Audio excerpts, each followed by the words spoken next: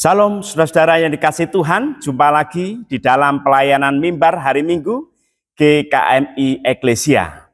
Saudara-saudara pasti diberkati dan melalui channel ini Tuhan bersabda untuk mengubah kehidupan saudara-saudara sekalian.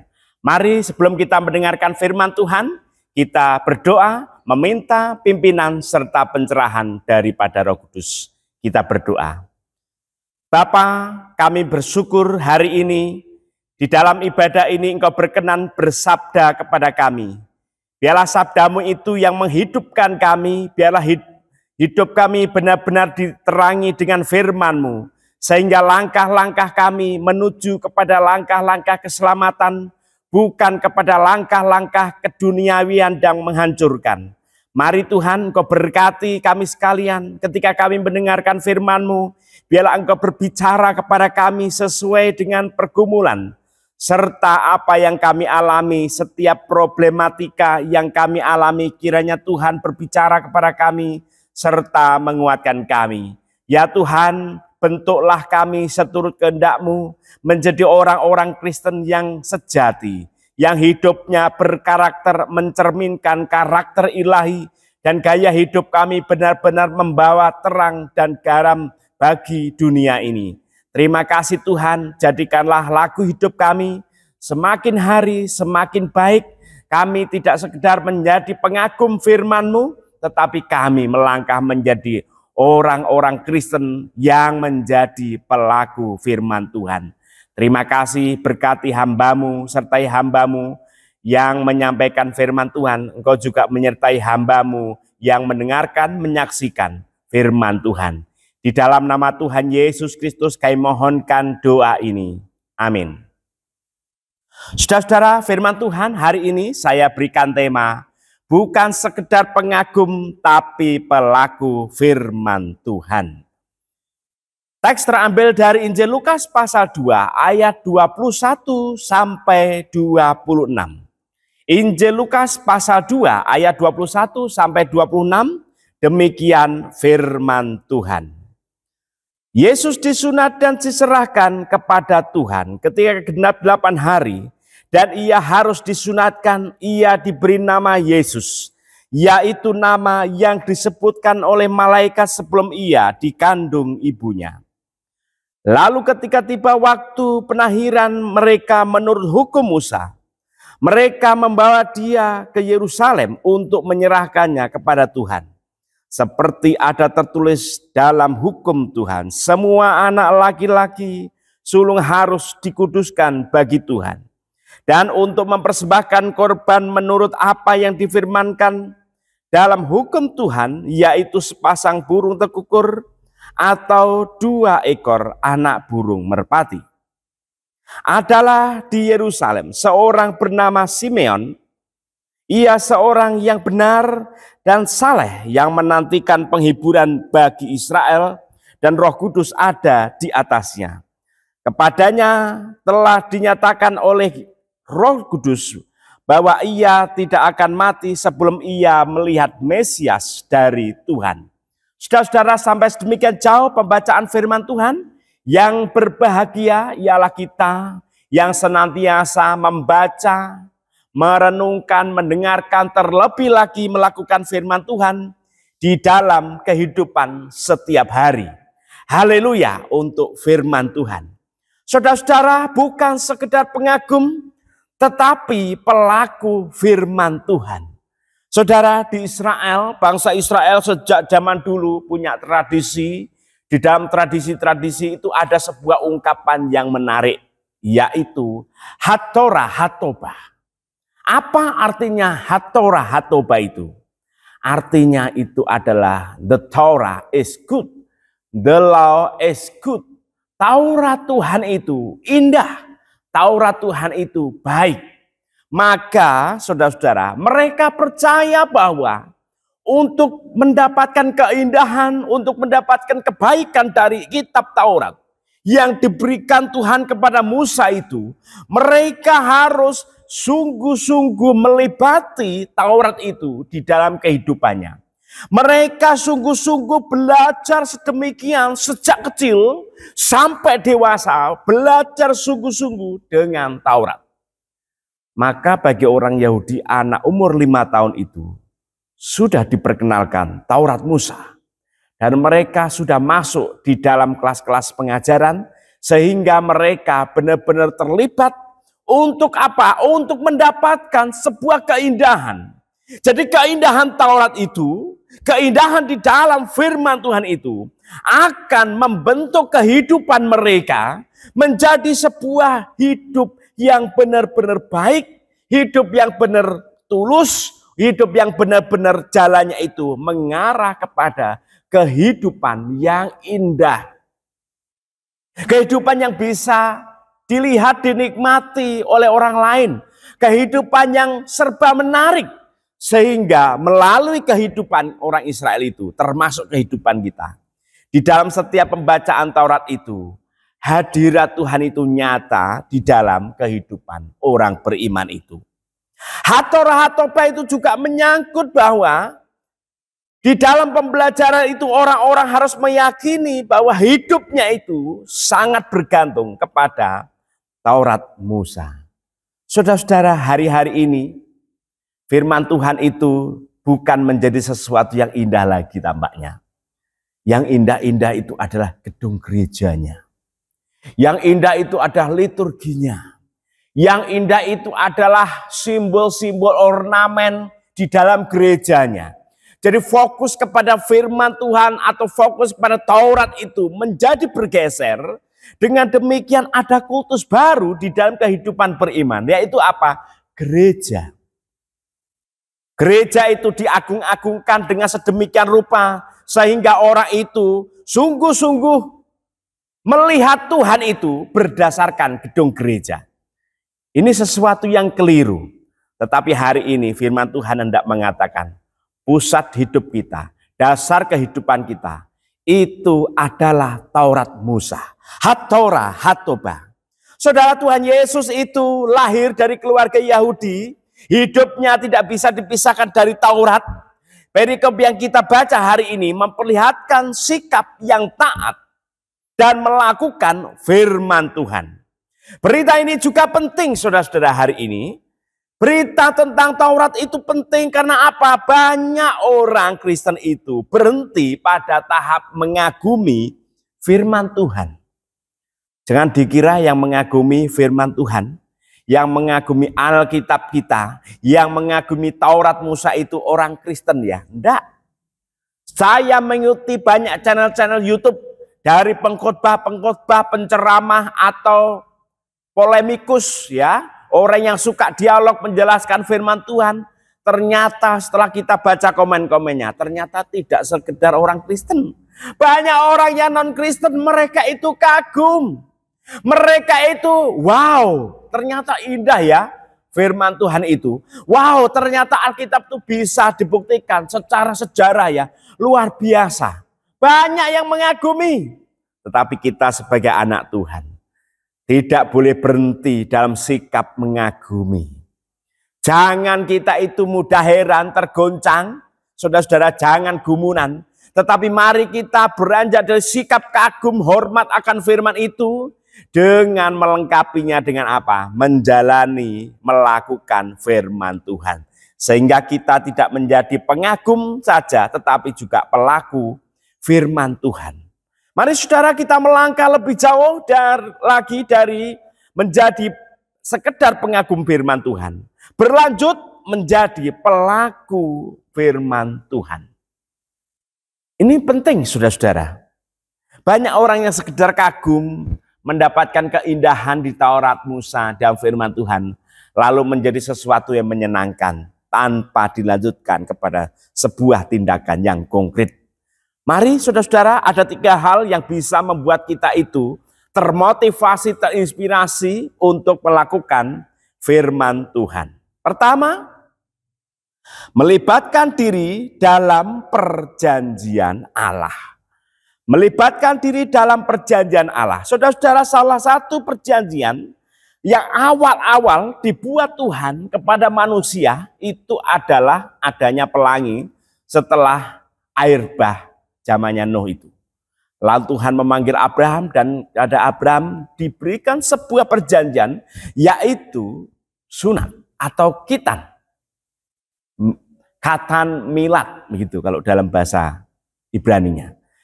Perjanjian khitan, perjanjian sunat itu benar-benar ada di dalam Taurat dan sunat itu secara detail dijelaskan bagaimana harus dilakukan bagi orang-orang Israel. Ini menjadi sebuah perjanjian dari Allah kepada Abraham bahwa orang yang keturunan Abraham harus disunat.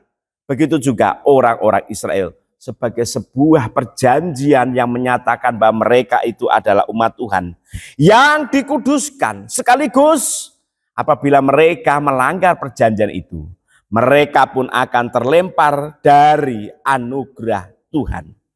Di sini dikatakan ayat 21 ketika genap 8 hari dan ia harus disunat, ia diberi nama Yesus, yaitu nama yang disebut oleh malaikat sebelum ia dikandungnya. Di sini ada beberapa event atau perjanjian yang dilakukan oleh keluarga Yusuf dan Maria dan Yesus itu. Keluarga Yusuf, Maria, Yesus ini biasa dalam tradisi Kristen itu disebut sebagai keluarga kudus. Nah, di sini mereka melakukan apa? Dalam Injil Lukas dikatakan pada genap 8 hari, saudara-saudara, pada hari yang ke-8 itu Yesus harus disunat.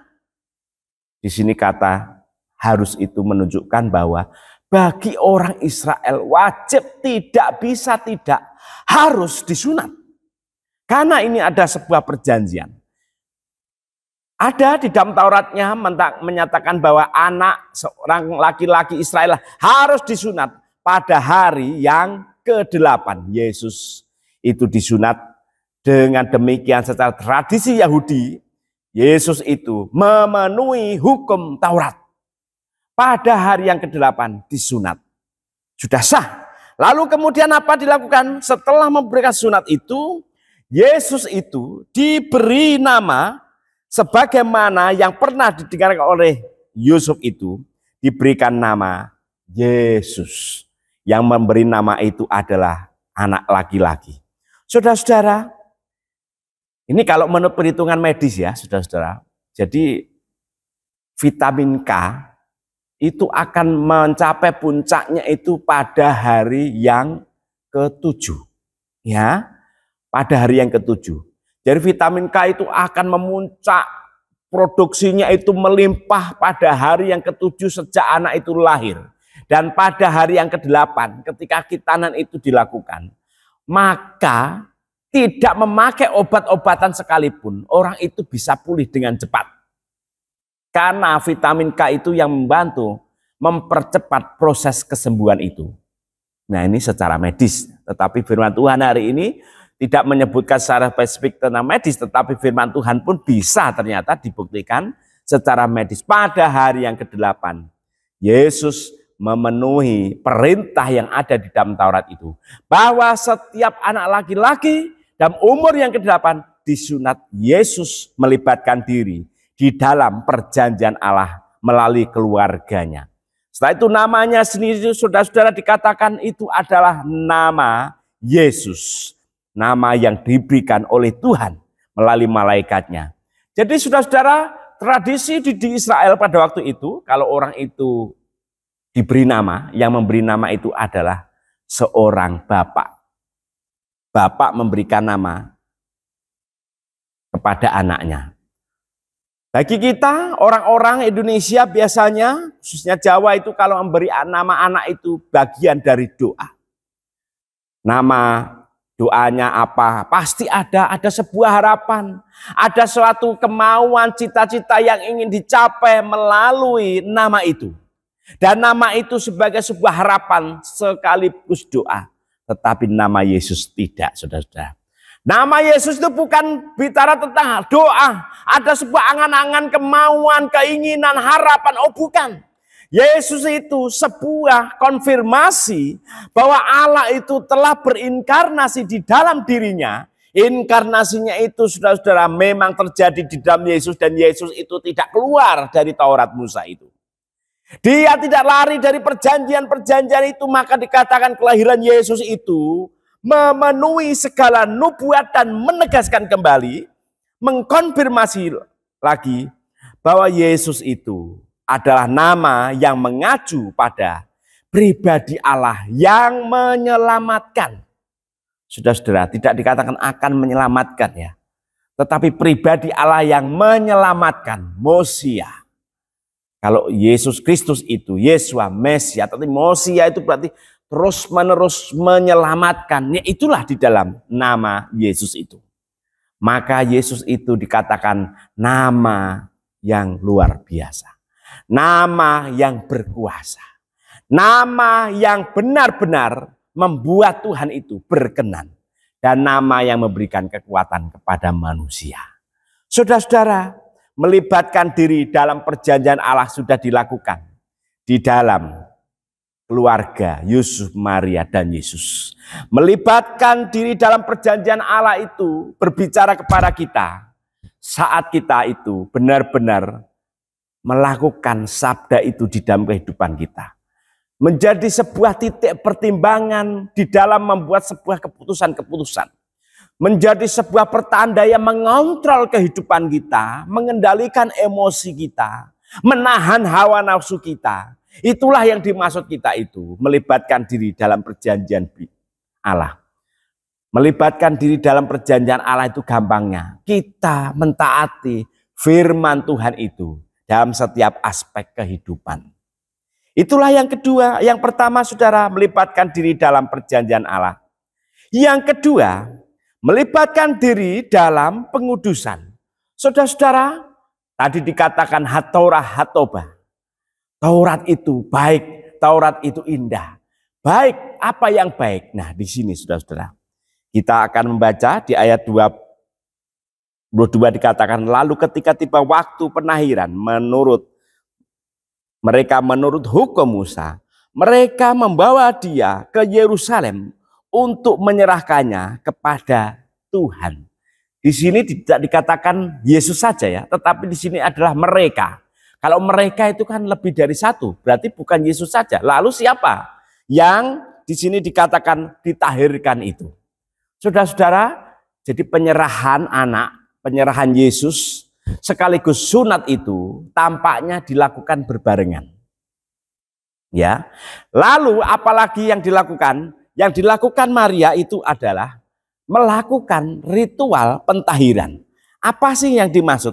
Nah, saudara-saudara, ini sama seperti ilmu kedokteran hari ini, bahwa orang yang melahirkan itu menjalani masa nifas itu. Jadi peraturannya ya di dalam Taurat itu, kalau seseorang itu melahirkan anak laki-laki, masa nifasnya itu masa jeda gitu ya, seperti orang lagi mendapat menstruasi itu ya, saudara-saudara, itu ada aturannya. Nah, aturannya itu salah satunya ketika melahirkan seorang anak laki-laki itu, masa nifasnya itu berlangsung 33 hari. Ya. Jadi saudara-saudara, jadi setelah menyunat Yesus, menyerahkan Yesus, lalu di situ ada ritual pentahiran itu. Setelah ritual pentahiran itu, apakah orang itu bisa langsung ibadah? Tidak, saudara-saudara. Masih ada waktu. Setelah pentahiran itu, Maria menjalin masa nifas selama 33 hari. Ya, 33 hari ya, karena anaknya laki-laki. Kalau anak perempuan berapa Pak? Berapa hari? Kalau anaknya perempuan 66 hari, saudara-saudara. Ini aturannya ada di ini. Ada hal-hal yang menarik di sini. Maka dikatakan semua ritual, kebiasaan, sebuah perjanjian yang tertulis di dalam Taurat itu dikatakan baik. Salah satunya itu adalah memperbaiki sebuah siklus kehidupan. Perlu dipahami saudara-saudara, yang dikatakan najis di sini tidak berdosa ya. Jadi daging babi itu najis, begitu ya. Lohoser itu bukan berarti itu dosa, enggak, tetapi daging itu atau sesuatu yang dikatakan najis itu, orang itu tidak bersih. Tidak bersih bisa dipahami mengandung penyakit, mengandung racun, salah satunya itu adalah mengandung sesuatu yang kotor. dalam masalah proses kelahiran ini. Hai saudara-saudara, ini semua harus dibereskan. Dibereskannya itu berada di dalam masa nifas yang disebut sebagai masa-masa pentahiran itu. Pada waktunya mereka harus selesai, lalu mereka datang ke bait Allah dan memberikan sebuah persembahan. Apa sih yang tertulis di sini ayat 23? Seperti ada tertulis dalam hukum Tuhan, semua anak laki-laki sulung harus dikuduskan bagi Tuhan. Dan untuk mempersembahkan korban menurut apa yang difirmankan dalam hukum Tuhan, yaitu sepasang burung tekukur atau 2 ekor anak burung merpati. Saudara-saudara, di sini kita melihat bahwa Maria itu benar-benar menjalankan apa yang ada di dalam Taurat itu dengan maksud apa? Melibatkan diri dalam pengudusan. Kekudusan itu adalah rancangan yang agung bagi kehidupan umat Tuhan. Di sini saudara-saudara, Yusuf dan Maria serta Yesus lagi-lagi mereka mentaati apa yang tertulis di dalam Taurat. Mereka apa? Mereka membawa persembahan. Persembahannya itu sepasang burung tekukur atau 2 ekor anak burung merpati. Ini menyatakan apa? Bahwa Yesus itu hidup di kalangan keluarga yang sederhana. Bukan keluarga yang serba ada. Bukan keluarga sultan. Tetapi keluarga yang sederhana. Dari mana kita bisa melihat? Dari persembahannya itu, saudara-saudara. Dari persembahannya itu, mereka bisa melihat bahwa keluarga kudus ini ada keluarga yang sederhana. Saudara-saudara, kekudusan adalah rancangan yang agung bagi kehidupan umat Tuhan. Kekudusan ini bicara tentang tubuh yang bersih, tidak kotor. Tetapi kekudusan ini juga mengacu kepada hal-hal rohani. Yaitu bahwa kekudusan itu dituntut oleh Tuhan dari orang-orang beriman. Mari saudara-saudara, kita hidup kudus. Kita berusaha hidup suci. Mengejar kekudusan di hadapan Tuhan. Supaya kita itu benar-benar berkenan di hadapan Tuhan. Allah menghendaki kita, siapapun kita, apapun status kita, bagaimanapun keadaan kita, untuk hidup kudus. Karena apa? Karena kita sudah dikuduskan, sudah dipisahkan dari dunia, sudah dijadikan menjadi anak yang disayang Tuhan. Oleh karena itu, hiduplah berkarakter yang mencerminkan karakter Allah, yaitu apa? Kudus. Itulah yang kedua, melibatkan diri dalam pengudusan. Yang ketiga, memberi bukti dengan hidup bersaksi. Ada keluarga yang taat Taurat. Ada anak yang diserahkan. Ada anak disunat lalu diberi nama. Fakta ini memberi dampak bagi hidup orang lain. Apa sih maksudnya? Tindakan keluarga Yusuf Maria Yesus ini yang dia itu mentaati menjadi pelaku dari Taurat itu, saudara-saudara. Akhirnya apa? Membawa dampak bagi kehidupan orang lain. Saudara-saudara, kalau saudara itu melakukan firman Tuhan, saudara-saudara itu kalau taat terhadap firman Tuhan, kalau saudara mencerminkan hidup saudara itu menjadi pelaku firman, berkarakter seperti Kristus, hidupnya yang penuh dengan cinta kasih dan kemurahan, penuh dengan ketenangan dan kedamaian, saya jamin banyak orang suka dengan saudara. Banyak orang itu tidak sekedar kagum terhadap saudara, tetapi pasti saudara menjadi kesaksian yang baik. Saudara menjadi tanda bagi kehadiran Tuhan di dunia ini.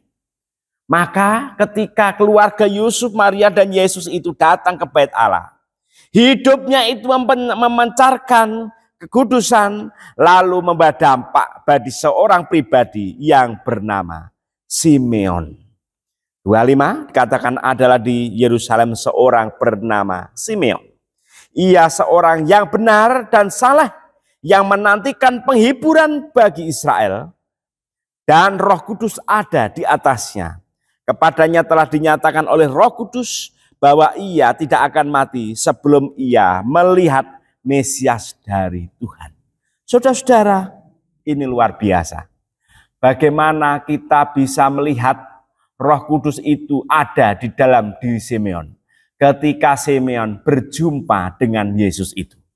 Ini menunjukkan bahwa keluarga kudus ini memberikan bukti bahwa mereka itu benar-benar secara sah dan meyakinkan, bisa disaksikan oleh banyak orang. Mereka memasuki Taurat itu dan melakukan serta mentaati Taurat itu dengan berbagai ritual-ritualnya dilaksanakan. Inilah saudara-saudara sebuah ketaatan total yang diteladankan kepada kita, yang akhirnya membawa dampak. Di situ langsung Simeon itu connect, saudara-saudara. Dengan kehadiran Yesus itu hatinya itu connect. Setelah itu Roh Kudus hinggap di dalam dirinya, connect. Ingat ya, Simeon itu tidak sekedar orang yang dihinggapi Roh Kudus. Sebelum dikatakan dihinggapi Roh Kudus, sudah dikatakan Roh Kudus di atasnya, ya. Sebelumnya dikatakan ia seorang yang benar dan saleh. Jadi kalau belum benar, belum saleh, hidupnya itu asal-asalan, masih emosinan, hawa nafsunya diumbar-umbar, itu belum saleh namanya. Orang seperti itu tidak layak menyatakan diri dipenuhi Roh Kudus. Orang seperti Simeon ini, ya, benar dan saleh. Lalu dilanjutkan, dipenuhi Roh Kudus. Roh Kudus itulah yang membimbing, menghubungkan, menjadi connect, klik dengan kehadiran Yesus itu. Kekudusan itu membimbing kepada keselamatan. Roh Kudus, kekudusan itu memang tidak menyelamatkan, tetapi hidup yang kudus itu akan membimbing seseorang mendapatkan perjumpaan dengan Tuhan. Kalau orangnya hidupnya itu tidak saleh, tidak benar, tidak dipenuhi Roh Kudus. Kalau tidak dipenuhi Roh Kudus, hidupnya tidak pernah mengenal Tuhan. Jadi kalau saudara-saudara hidupnya hari ini sudah bisa mengenal Tuhan, berarti saudara ada Roh Kudus. Disitulah saudara harus hidup kudus, supaya benar-benar bisa memberi bukti kepada dunia, memberi saksi kepada dunia, bahwa Yesus Kristus itu adalah juru selamat. Dan kita itu melibatkan diri di dalamnya. Sehingga kita bukan menjadi orang-orang yang sekedar mengagumi keindahan firman Tuhan, tetapi kita itu juga menjadi pelaku firman Tuhan itu. Supaya apa? Supaya kita itu menjadi tanda. Seperti Simeon, saudara-saudara. Simeon itu kalau dalam bahasa Yunaninya itu artinya itu tanda. Sign. Simea itu sign, atau sebuah tanda. Simeon ini menjadi kesaksian yang luar biasa. Saudara juga dipanggil untuk menjadi tanda. Kita dipanggil untuk menjadi tanda bagi kehadiran Tuhan. Kita itu menjadi tanda bahwa ada harapan di dunia ini melalui Yesus Kristus. Kita ini menjadi tanda sebuah batu sandungan bagi dunia. Ya, di tengah kegelapan dunia itu masih ada yang terbaik. Biar yang jahat-jahat itu tersandung. Bukan tersandung dengan yang jahat, tetapi tersandung dengan kebaikan. Karena apa? Kita itu menjadi tanda. Kita menjadi tanda itu membuktikan bahwa kita itu sekaligus memberi bukti dengan hidup bersaksi. Kiranya Tuhan Yesus menguatkan kita untuk bukan sekedar menjadi pengagum firman Tuhan, tetapi terlebih lagi menjadi pelaku firman Tuhan yang taat dan setia. Amin.